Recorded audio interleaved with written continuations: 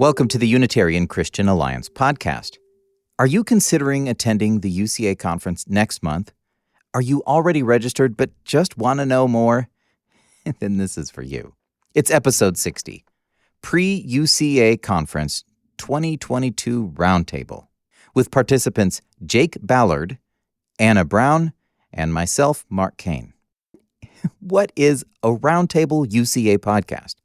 It's a small group conversation about something current, timely. Typically, I make the episodes evergreen. That's a term used for content that is valuable at any time, long after it's been released. A daily news commentary is not evergreen. It won't be very interesting 2 years later. But here, the stories of Hildy Chandler, Chuck Graham, John Lawson, and the others, they're timeless. Making forever content is my objective. But not in this case. The Roundtable episodes will be deliberately focused on something going on at that time, and they will be more free-form, less produced and edited. Hopefully, that makes it less editing work for me, and it gives you something unique. If you are currently binge listening to the entire podcast and you're in the year 2024, first, my 2022 self, me, greets you, and I want you to know this episode is entirely out of date. You, my kingdom citizen of the future, are welcome to skip it. My feelings won't be hurt. Well, as long as you and I are talking, you'll be excited to know that there are some amazing episodes after this one that you are going to enjoy, like the story of the former Mormon and a question about why the Trinity is so mainstream. So, again, don't feel bad if you skip this and move on to those. But if you loved Anna Brown's laugh in episode 6, working at the Colson Center, and you want to relive it again, then by all means, throw caution to the wind and stay. Those of you who know me know that I love audio craft, and I will tend to spend a lot of time editing an episode. It's a blessing and a curse. Brandon Duke, also on the UCA board, and who has shown up several times here, he suggested like a roundtable format to allow me the freedom to just talk about current and timely content and to create a show which can be so free-form that it doesn't require much editing. And I always wanted to take a suggestion seriously. I fulfilled his vision today. This is new for me because I'm going to attempt to not edit this much. And I'm nervous. Me too, Mark. What if I don't know. Well, I'm not nervous at all. Oh, okay. I'm really glad that we're going to have this conversation free form. All right, yeah. So if we could do a little introduction so people understand who everybody is, why don't we start with you, Jake?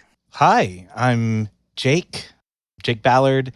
I live in South Bend, Indiana. I'm a pastor at Timberland Bible Church, pastor in the Church of God General Conference. I am excited to go to my first UCA conference. I've been in the Church of God all my life and a Unitarian Christian for all my life. So really excited to meet a bunch of you and a lot of people who have made this journey in the past few years or made it over time, and see people who have come to this truth that I've been blessed to know for a long time. So it's really cool. And it's great to be on with you, Mark and Anna, and just be able to discuss what's coming up with the conference. Yeah. Now, you don't know exactly what's coming up with the conference, apart from one particular area, and we'll get to that in a moment, because you've not been there before, and this will be a fresh experience for you. Now, Anna has been there before. Anna, you've also been on my podcast before. Yeah, it was great. It was episode 6. 6, the Colson Center. We talked about my job. Yeah. And a lot of people will reference your episode as just funny and interesting. So good job for standing the test of time. That's so kind. Thank you for that compliment, Mark. And when we talked way back at the Colson Center, you lived in Colorado. And now... So much has changed. Okay, so we were living in Colorado Springs, my husband, John Brown, and I. And since then, we felt like we had found an opportunity that God was calling us to through, a series of events. If you've worked with the kind of way that God makes circumstances come together, then you have your own experience probably that's like this. And all these events happened. We ended up moving to Kentucky just when we were on our way to move to Louisville, Kentucky. We were about a month prior to our final move date. We found out that there was going to be a church plant in Louisville, Kentucky. That was going to be a Unitarian church. It's called Compass Christian Church. And our first service is next weekend in Louisville, Kentucky, September 18th. Okay, that's exciting. If anybody missed earlier episodes, Will Barlow talked about it in episode 50 and 51 about the church plant, so they could go back and check that out. So what I hope to cover today is some of the details about the conference. I want to talk about the papers because Jake was involved in that, and even about some of the sponsors that are coming because Anna knows about that. So Jake, we had a few people in mind that could help us review the papers. We're like, oh, we're going to have this person maybe or this person help. Some of the people we had in mind submitted papers and we didn't realize it, so they couldn't review them. That would be kind of a little bit, Yeah. But then I remembered Jake Ballard is an academic-minded kind of person. He loves to think. He loves to read. And I was like, I bet he would be interested in joining the team to get through these papers and help us select the ones for the conference. And then I reached out to you, and you said yes. I did say yes, and I was really glad I did because it was a blast to go through the papers. We had a number of them. Let's see, like something in the range of like 15 papers. Wow. From various authors. Some people submitted even multiple papers, and we did so when I say we, there's a whole committee. There were 4 of us on it, and we each read all of the papers. And then we got together and ranked them individually. All of us said, what do we think is number 1 to all the way through? And then we worked together to try and bring the number down. All of them were great. All of them had things that were like, this is really great. And we whittled it down to just a smaller number that we could manage. Now, we had one person gather all the papers and make sure they were all stripped of names. You read papers with no idea who they were from. You just read them. Absolutely. Yeah.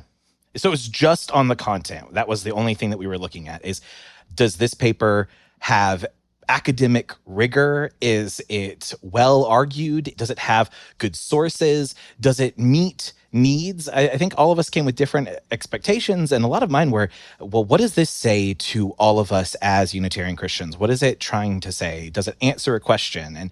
And there are obviously academic requirements, but also some, hey, I think this one really, if we dig into it a little bit, we'll have something great here and something we can really talk about. It was a really great opportunity, and we came down to 7 speakers and presenters. You'll get to hear them, and now we have the names, and they've all said yes, which is really exciting. So do you want me to go through these? Yeah, we could go through those, but one of the things, because do you remember when you got the reveal and you saw the names? Oh, yeah. Was there any moment on the list of names that you're like, oh, interesting? Yes, actually. There were some that was like, oh, I didn't expect that. There was one where it was, hey, I knew this person would probably write a paper, but I didn't think that he'd write that paper. That was one of them. And then one of them, funny to me, was when I was reading Dustin Smith, his paper, it felt like I was listening to one of his episodes of the Great Biblical Unitarian Podcast. No which way. Is great. It was wonderful. It was so good. So it was just really interesting to kind of hear the speakers in the paper. I was like, that's got to be Dustin. And I didn't feel bad about that. I was just like, I'd be surprised if it wasn't. And boom, it was. Yeah. So maybe that one. Other people surprised me. I was really excited to read the, I will mess up his last name if I try and say it. Let me see if I... Kokinyesi? Yeah. Here, let me... I'll say the name of the paper. When the language barrier is like a bushel, bringing the light of the 454-year-old Transylvanian Unitarian Church to the English-speaking world through translation of Hungarian language source materials. Love that. What a catchy title. Just excellent. But what he did in that paper was just great. And I thought, this is one, I did not know to expect anything like that. And to bring to bear all of this information from churches that have been doing this for 450 plus years. That's pretty amazing. So that was really cool. One of those ones where we're saying, yes, we want to see more of this and more of the words from these people who have been doing this for so long. Yeah. Even long before probably any of the conferences that we have, supporting this, it's an old movement. I think that's great. Yeah. Robert Kokonyesi. We also had a paper from somebody who doesn't normally write papers like this that I know of. And she happens to be sitting here in this meeting. Yes. Oh, man. Well, good job, Anna. Thank you so much, Mark. Yeah, it was really exciting. I've probably been thinking about my paper topic for like a couple of years, I would say. Oh, my. Kind of turning this question over in my mind. And so I pretty much committed myself to writing a paper and submitting it. That's the kind of person that I am. Yeah. And I definitely went through a period of time where I thought, I'm going to do this even if it's really bad. Well, well, it was really good. So thank you. had you ever done something that would be considered an academic paper before? I know you like to write, but there's in an academic paper, you want to lay things out well. You want to get your footnotes. I mean, what was this like for you? Okay, so I do have a writing background. It seems like it's scaling more formal as time goes on. My writing career actually, I think, really formally began, like my professional writing career began when I was a paid blogger living in Barcelona, Spain. I worked for this British company, and they would have me write bachelor and bachelorette party themed blog posts in the persona of a randy British lad. Okay. Which was shameful. It sounds like that prepared you well for this paper. I mean, clearly. Wow, yeah. Oh, I see that just translating over. And then, I cut my teeth probably as a reporter in Colorado Springs. I got some work doing freelance reporting. I write for this organization called the Maverick Observer, and my editor is so good. She's incredible. She really taught me to write. She gave me a book of short essays and said, read this, copy everything that they do. And it went great. All right. Were any of those in that book a theological paper? No, I think that I have to admit that at the end here, no, I haven't done anything like this before. Well, apparently you paid attention to the criteria. There was a set of criteria, like following certain standards so that they would all come in the same length. Mm-hmm.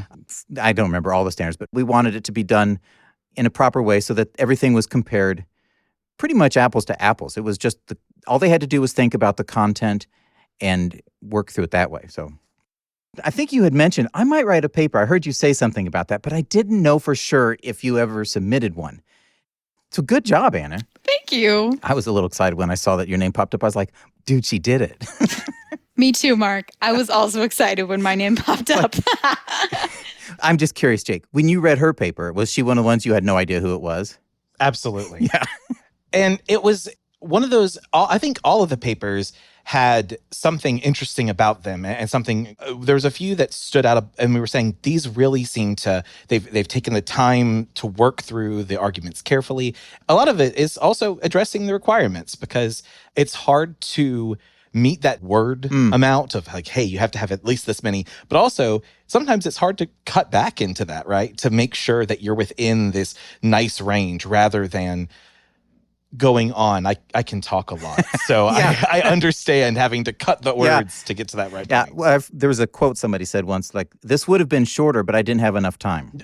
Mm-hmm. Meaning it takes time to shorten and compress. Mm-hmm. It just ballpark, Anna. How many revisions, like after you got done, it's like, okay, you give it to somebody and read and then take it back and make edits? Oh my gosh. Okay, so first I have to add that I work for Living Hope International Ministries. I started that after we last spoke on the podcast, Mark. And because of that, I spend a lot of time working pretty closely with Sean Finnegan. He does this kind of thing all the time. So I spend a lot of time looking at his papers, maybe editing his papers a little bit for style. And because of that, I think that's really like helped me get a sense of what this kind of thing should look like. Oh. That was just incredibly helpful. I had a couple of people who were very kind to look at it for me. Sean Finnegan gave me a very kind once-over. Jerry Werewolf was very kind. It definitely felt like it took a ton of time and a lot of vigorous editing, but I ended up only having the courage to show it to a couple of people. That's so funny. Well, good job. Thanks. I think this would be a good time, Jake. Let's just quickly list the topics that we're going to hear. Yeah. Okay. So there will be applying Old Testament Yahweh passages to Jesus. That is by Jerry Wierwille. Mm-hmm. Then we have the plural of majesty in the Hebrew Bible. That's the one by Dustin Smith. Okay. And then, of course, we have Anna's Nothing Mere About Man in the Image of God. So addressing like that mere man attack that's made. Right. Then we have Christology, Worship, and the Eucharist. That's by Sam Tideman. Mm-hmm. We have The Key of Truth by Sean Finnegan, talking specifically about a document called The Key of Truth. Key of Truth. That's Armenian. It's The Key of Truth, a manual of the Paulician Church of Armenia. It's pronounced Paulician. Paulician. Okay. A manual of the Paulician Church of Armenia. So yeah, it's an Armenian document. Okay, so it's a historical piece on an older document. Mm-hmm. Okay. It's saying, is this document that is out there, when was it actually written? And that's going to determine who believed what in that area. So it's talking about other parts of the world where the Unitarian view of God had some influence and had some sway. Okay, very good. Then we also have Bill Schlegel, who wrote, Do Micah 5:2 and Matthew 2:5-6 declare the eternal deity of the Messiah? So that's one of the really focused in passages. This one is quoting the other. How do they relate? And do they declare that deity of the Messiah, right? Mm-hmm.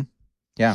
And then finally, the one that we talked about already is the language barrier is like a bushel. That really nice, great name. and it has a lot of references to papers that have been put up onto the Unitarian Torch website. He'll pass that along, but English translations so that it can kind of enter into hopefully a greater audience and reading of these old documents that he's constantly translating into English, which is just really cool. Now, is he the translator? Yes, of some of them. He doesn't translate all of them, but I know he translates a good portion, if not most of them. I'm not sure. I don't have a ton of information about him. I'm meeting all of these people for the first time for me. Yeah. Anna, when you see this lineup of papers, how does it feel that you are among this swath of material? I feel so honored, Mark. If somebody were to ask me right now, what parts of the UCA conference, which workshops are you selecting? I have no idea. I'm honestly just working on my PowerPoint, just trying to stay calm. And I think that when it comes to what I'm going to be watching, it's going to be all of the papers. And I'm really excited. That's cool. It's a really unique batch. It covers a breadth. There's history, there's very focused theological questions, there's broad, and it has a wider scope in her case. It's a nice mix. Yeah. So you guys did a great job. I was honored to be on the committee because these people were very serious. We worked really hard. I know that the people who put the time and effort into making them are going to do a great job presenting them and then following up those presentations with, I believe, Q&As. Yes. Honestly, that's the thing I'm kind of the most excited for because I know that when you're trying to make a paper and you get stuff that you have to leave on the cutting room floor, sometimes you're ready to answer all of these questions. And so I'm really excited to be a part of those. I have questions myself that I was writing down in the sides and the margins that I plan on bringing. So some prepared questions maybe, but I'm right there with you, Anna, just being at all of it and going through all these paper presentations. That is really cool and really exciting. And even if I've read them, I think experiencing them in the room with the question and answer is going to be a really awesome experience. They have the option to just talk about some of the material and basically say, you've got the paper in front of you, or it'll be accessible on the app, actually. We're going to be using an app for the whole event so you can download and see all the content. So it's going to be an interesting experience to have the personal element coming through as the paper and the content is being presented. So I think you're right, Jake. It should be quite cool. Mm-hmm. I had a few people tell me who hadn't gotten out as much from their own group. And the UCA conference was their first time to really engage with a lot of people who had this commonality, but had a completely different background. And they said people would just talk and ask questions and engage on these topics, even when they disagreed. And it was like normal to just talk through this and say, well, what about this? Oh, okay. They didn't expect it. I think, it's a problem we have in close-knit groups. And we even do this to ourselves with social media. If we just only listen to people and filter only to people who sound like us, we eventually forget that people are in other places in their lives, and they've come from different backgrounds. Yeah. Yeah, we have a really special group of people, I think, who are really willing intellectually to jump up and wrestle with the big questions. Part of that is probably just being a Unitarian to start with. You don't get here without thinking about it. Yeah, unless you're one of us that was born into it. But still, you have to think about it, because all you do is get challenged at every turn. Yep. Oh, yeah. Every Christmas radio program, every Bible study fellowship that somebody asks you to join them in, I'm like, okay, I'll join you. But yeah, every time. Let's switch gears slightly. Quite a few of the people last year, when they came, they were thinking more of like the UCA podcast, meet a lot of people, and wish they had more options. That was one of the feedbacks we got. So now we have workshops that will happen at the same time as each paper. So you have an option. I think it's really beautiful how the Unitarian Christian Alliance conference, planning group, really deliberately responded to feedback. I really appreciate that. I know you guys got a lot of feedback. I know that some of it was critical. Some of it's always critical. But I also know that you guys saw this need for there to be a space for people who maybe have no passion for Greek grammar at all, or who are really here to just connect with people. I really love that there's going to be space for all kinds of different perspectives and different ways of participating with the conference this year. Yeah. Even though I'm going to be definitely in the paper presentations, and so I might miss all of the workshops.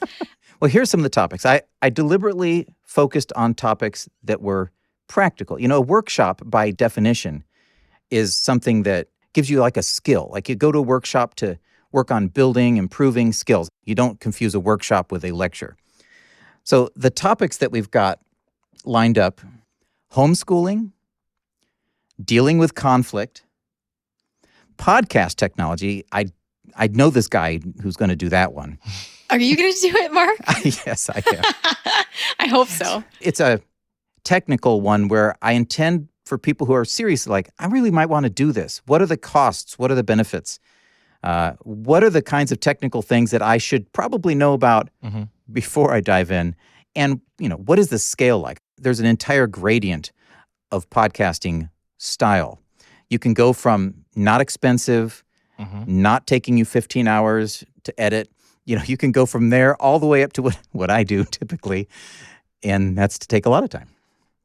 Okay, another one, how to use the biblical languages at any skill level.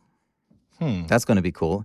We're going to have a couple of the folks who work with the REV version there. Oh, I love that. I always call it, when I'm teaching at church, I always call it knowing enough Hebrew or Greek to be dangerous. I like terming it that way because there's so much that you can do, even if you just have this slight little bit. So I think that's great. Yeah. There's so many good resources already out there that if you just, could learn to know which ones work well and how to use them well, I think that would serve us really well. So, and then we have a presentation on hermeneutics, one on raising kids in the Unitarian faith, and organizing an online fellowship. My husband's teaching that one. So I lied. When I said that I wasn't going to go to any of the workshops, I think I said that a minute ago. I reserve the right to attend any workshop, and I'm definitely going to attend that one. All right. Well, I understand. I love the very practical applications, and some of them are really, really good. I mean, the one for me that really sticks out is homeschooling. As a guy who would love to homeschool his kids, even though all of my kids are extroverts to the absolute max. So it's really hard to imagine that they'll ever do that. A lot of the groups that I think sound the best have faith commitments and faith teachings that make me go, is this the best thing to do? Is there maybe something else that we should be looking at? And so I love that there's practical applications for all of these. Raising your kids in the Unitarian faith, I think, is one that a lot of people will be saying, well, If you're in a place where there are no churches around you, and like, how do we do that? How do we raise our kids to love God and yet not have a strong faith community that we feel comfortable attending? So yeah, that's really cool. I love that list. Mm-hmm. We're going to have 3 sessions. There'll be 2 in the morning and 1 after lunch, and then more open time after that. The night sessions are going to be different. The first night's going to be more about kind of like a State of the Union, a lay of the land, exciting, welcome kind of experience. The second night will be one of the papers presented that we thought might have a broad appeal. Anna. Yeah, it's gonna be me. Oh Yes. man, I'm so excited. And then the last night, we're going to try something that I'm still working on the plans for, but creating an evening experience about the community, about our community together, that will also be a podcast episode. Prairie Home Companion, I don't know, wish me luck as we prepare what that's going to be. That's really cool. Mark, your creativity knows no bounds. I have every confidence. It will certainly be unique. Will somebody say, "Why are you doing that?" Probably. But yeah, But in the afternoon, in that more free time, a couple of unique things are going to take place. On the first afternoon, Friday afternoon, after the third session, so we'll have lunch, we'll have a session, which would be workshop or paper. Then we're going to have a time called the Meetups. And the Meetups are not sessions. They're not workshops. They're just areas. I'm expecting to have the signs on the table so that you can walk around and be like, oh, there's the group going to talk about children's ministry. Oh, here's some people who are interested in, and I'll go through the list here in a moment. And it's just a chance for you to gather at that table and discover there's several people here who are interested in the same thing I'm interested in. Mm-hmm. I want to get to know these people. Hey, maybe we could work together. Maybe get together once a month and talk about these things to encourage each other as we do them. But how do you find these people? How do you know, for example, that you had somebody interested in writing a book? Like, you just sit there and you look across the room during one of the sessions. You're like, that guy looks like an author. I can see it in his eyes. You can always tell it's the hair. So we're going to deliberately put these places up, these signs, so that for that couple-hour period, you walk around and talk to people who you know are interested in the same thing, and you make connections. Well, you possibly make a connection that inspires a new activity, and then you guys go and do amazing things. That's called the Meetups. That's great. That sounds awesome. That sounds like the Unitarian Christian Alliance doing what it was literally invented to do. So I love that. Yes. I'm going to run down a list of the Meetup topics as they currently stand. It may turn out, for practical reasons, that it's slightly too long. And my apologies if one of the ones I read here end up not there. You can still find people and talk about it because you've got the whole weekend to talk about stuff. Even though we had a workshop on it, we're still going to have a meetup area for homeschooling, where you can actually get connections to people that you would want to talk to later. One for podcasting, one for YouTubing, because we've got quite a few YouTubers out there. Publishing and writing for the authors among us. Children's ministry. Bible study resources. Specifically, I'm thinking like people who produce tools or who produce resources for study. We have people who make apps. There may be folks just getting into that, and they'd love to have more connections. Apologetics, the enthusiasts of the craft. Debating. Church planting. Missions. Social media. Home fellowships. Music and worship. Singles. Singletarians, as I like to call it. Counseling and getting counseling. Like, where would you go for counseling? I've got a question that's going to come up in a future episode about that. It's from somebody who came through a very hard church situation and is asking, what are the resources? What can we do? Academics / grad school. There's a few of us out there who want to keep doing that. Jake, I'm looking at you. Oh, yeah. I think it's great that we're going to have conversations about it because it's a hard path to take. But if people are excited and they would love to know more answers, that's the kind of place where I'd go and give my 2 cents because it was enjoyable, but very difficult. You have a Masters of Divinity. Okay. Yeah. And I'd love to go on and look at a doctorate, but maybe talking to people, what's the next step? What would you suggest kind of thing? Yeah. 2 more. Bible Lands Travel. We've got folks who've wanted to go. Where do you start? And relocating, which Anna has recently experienced. So that's the list as it currently stands. Subject to change. You could just roam about freely during this time of meetups. So you could go to the one maybe you're most interested in at first and make sure either you get your name down or something. I just think this is one of my favorite parts. Yeah, I think I'm really excited about that lineup. I am incredulous about the idea of meetups as a concept, but when I heard you read out that list, I thought, oh man, I want to know about that. That's the one for me. And then you read the next one and I was like, oh, wait, hang on a second. I'm going to need to go to that next one afterwards. I think I've got it down to like 5.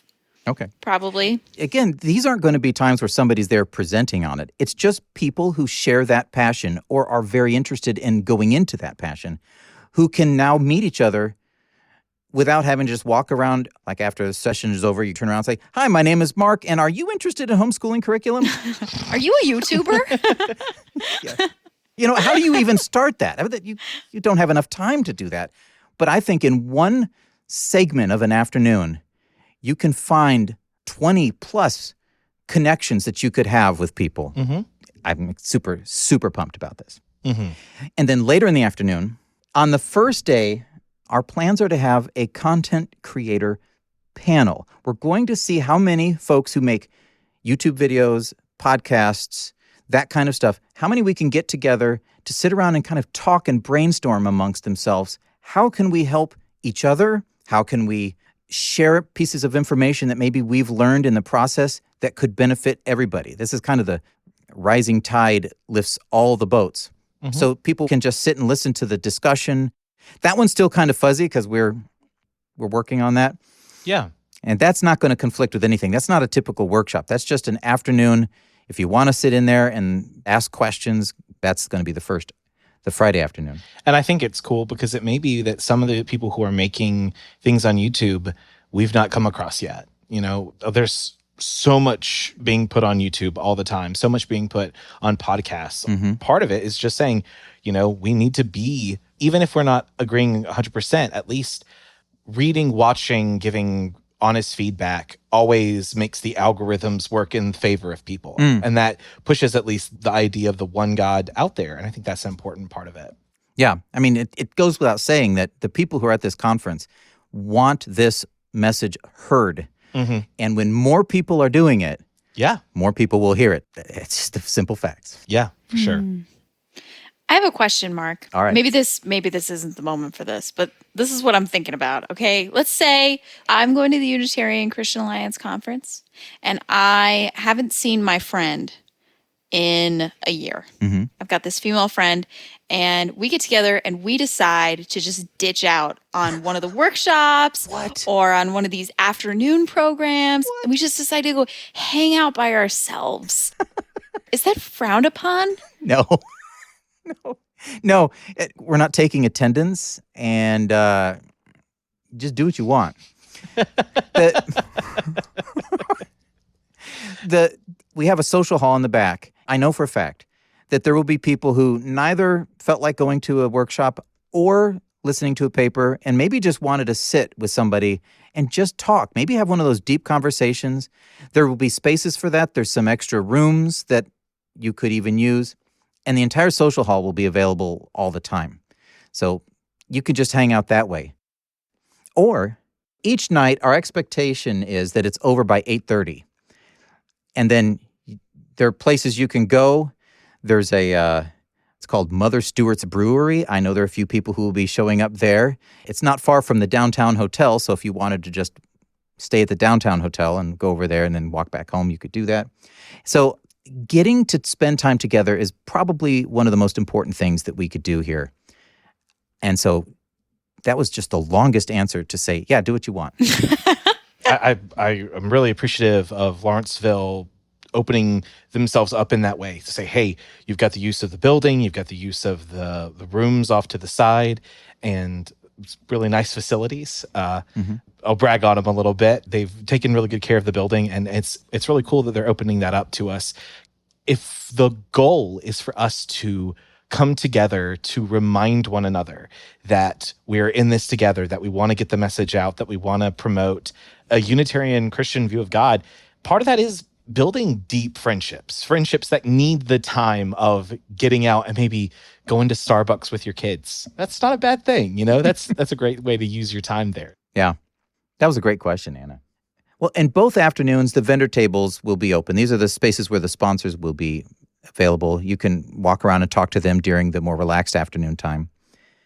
So the afternoon on Saturday, we're going to have one segment of time where there will be a baptistry available, because some people have wanted to be baptized, and maybe they're so isolated that it's just me and my wife, and I would like to maybe have somebody special to me baptize me, or maybe somebody that has meant a lot to me. And we have a baptistry there because it's a church. We're going to have that available. If that's something that you as a listener would like to do, you could reach out to me, podcast@UnitarianChristianAlliance.org, and we'll just put you down on a list and make sure that there'll be plenty of time. Here's a chance to maybe do it together with a small group of your own friends. Show up and have a little moment together. Wow, that's really powerful. I know that my husband and I kind of ended up getting started on this whole journey. I think it must be 3 years ago now. Don't quote me. I think it's been 3 years. Okay. We Facebook messaged Sean Finnegan and asked him to baptize us. And you hadn't met him yet, right? No, we hadn't met him. He didn't know who we were at all. We Facebook messaged him out of the blue. I think he told me a couple years later that he almost didn't reply. But yeah. So that's just a time for individuals to take advantage of the opportunity. It's not something that the UCA is doing. It's just there's time for that. And then that afternoon before dinner, we're going to have a debate training workshop. All the stuff that we all have to deal with, because how often is there another Unitarian Christian in a debate? So I think this will be very interesting. And of course, you don't have to go, Anna. You can still go with your friends. But that's Saturday afternoon, a debate workshop that is not at the same time as the other things. It's going to be just in the main room, so anybody who wants to come can come. Are they going to have a mock debate? Are they going to debate about debates? I don't know. I haven't gotten the details. It's going to be Will Barlow and Eric Miller leading that. Excellent. Apparently, Will Barlow was involved with debate a lot through his years, and it's fun to listen to him talk, so I think it'll be good. Mm-hmm. Will Barlow knows all the debate stuff. He knows it all. Yeah, in fact, at last year's UCA conference, there was a time when I think it was Dustin was sitting with Will, and they were just bent over their Bible. They were just talking and just very engaged. And somebody told me, it's like, they're talking about Dustin's upcoming debate. I was like, oh, and that's nice. So now let's do the same thing, but en masse. Mm-hmm. Kind of cool. That is cool. It's going to be awesome. Oh, I'll just mention this because it's not UCA sponsored, but my brother is opening up his home, which was the former church that is now his house. So his living room is the sanctuary of a church from a building that was a schoolhouse back in the 1800s. And that's going to be the UCA pre-party. So people showing up are like, well, the plane lands at 1 o'clock. The conference doesn't start. Then just head up the road. We'll send out the location to all the people who have registered so they'll know where to go. It's just like a mile or so up the road. And you just show up, hang around, and just visit with people while us technical people are back at the main facility making sure the sound is ready to go. Do you think you guys might be showing up there? Definitely. All right. I could be weighed down by helping various sponsor tables get set up, but I probably won't. I just like to think of myself as having so much responsibility, but it'll be fine. We'll get ourselves all set up, and then, I'll definitely be at the pre-party too. That's a good segue. There's several levels of sponsorships. If you go to the website, down in the description of the conference, there's a place for people who are going to be sponsors. And these are like groups that believe in what's happening and want to help support the thing. And these sponsors are both helping us keep the prices low, and they're able to have some extra visibility. And you, Anna, are helping actually several of these. Somehow you overlapped in a Venn diagram where you're in the middle. It's a Venn diagram of a blessing. I told you earlier that I work with Living Hope International Ministries. Mm-hmm. We really try to put our best foot forward, tell people a lot about us and what we're doing. So we'll be there. Please stop by our table if you want some goodies. Ooh. And then also Compass Christian Church, which we're starting this fall, is going to have a table. Oh. We'd like to make sure that people know about us, so that if people want to plant a church, or so that if people want to learn about what we're doing or join us or support us in any way, we would like them to have that opportunity to talk to us. And then finally, number 3 is Christian-Centered Counseling, which is a nonprofit organization that Seneca Harbin and Laura Willenberg and Amanda Dunn and I started this spring, that's offering counseling resources to Unitarians free of charge. That's awesome. Wow. Okay. That is great. Are you going to be at all 3 tables at once? Isn't that kind of 3 in 1? I don't know. I think that a lot of it is just me breaking the news to different tables that I'm not going to be able to be there. Okay. And I'm confident that each table is manned enough, because I honestly see myself spending a lot of time at the Living Hope table. Okay. Well, that's exciting. And we've got several others that I don't, this is bad. I've got them pulled up. Okay.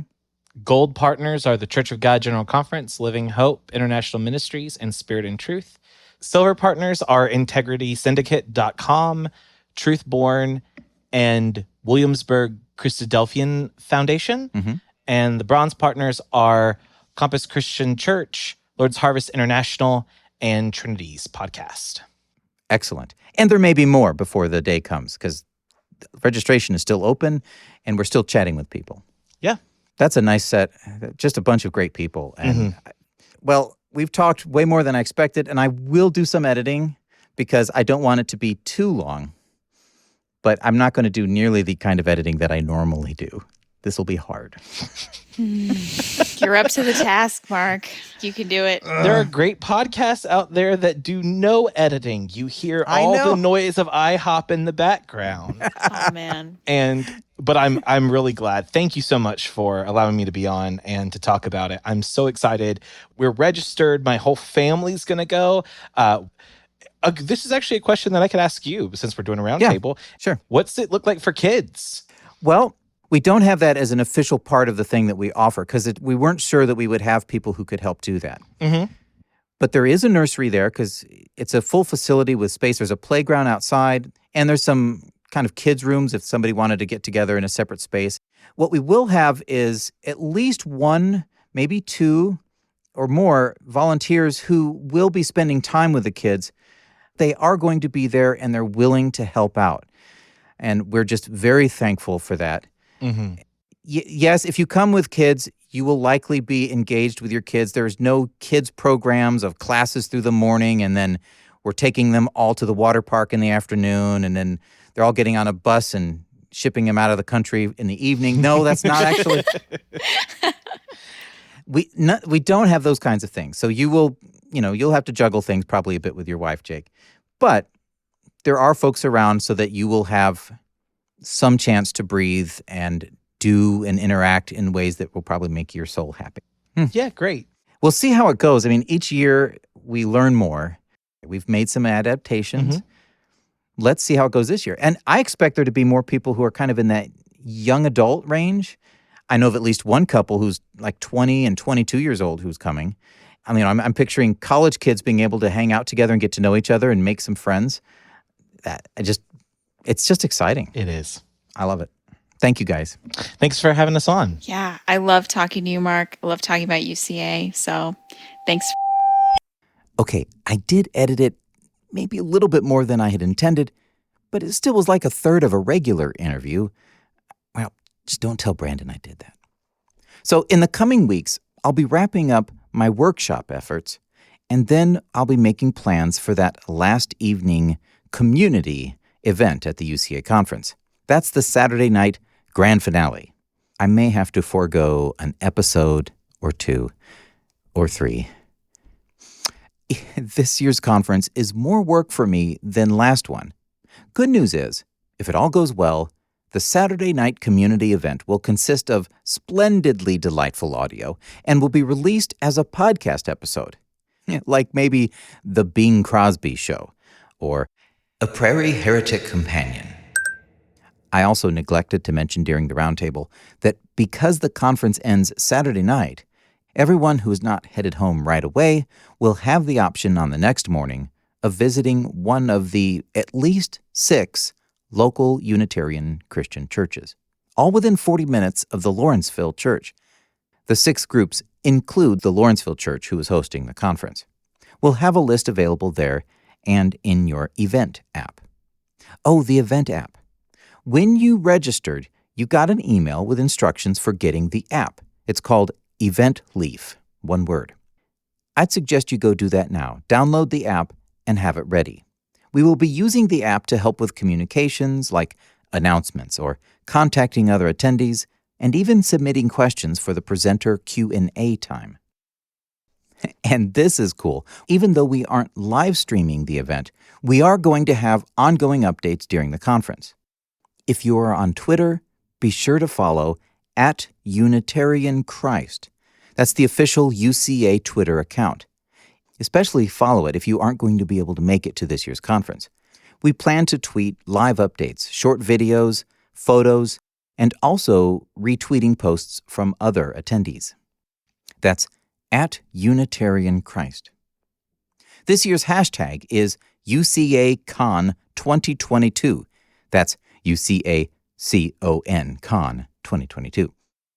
If you're coming and you are posting on Twitter, use hashtag UCACon 2022 in your posts. We'll be able to see them, and some of your tweets may find their way into the Saturday night event or elsewhere in the podcast.